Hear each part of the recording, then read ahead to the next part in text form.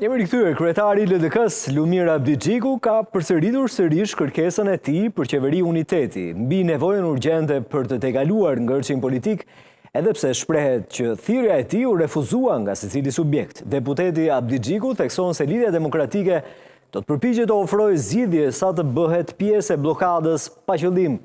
Thirrja jonë e mbrëmshme për një qeveri të unitetit për një dalje të përbashkët nga kriza u refuzua impulsivisht.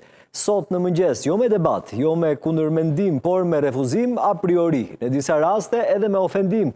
Sigur nuk dim të japim një mendim pa ofenduar, ka shkruar Abdigjiku në Facebook. Sipas tij, pas refuzimit, u vazhdua më tej me të zakonshmet me rehatin e seancave që për përmbajtje kanë vetëm numrin rendor 30 fiks me radhë në vijim. Ky zguxon të jetë normaliteti ynë i ri, gjendja e tanishme është karikaturë politike, ka shkruar ai.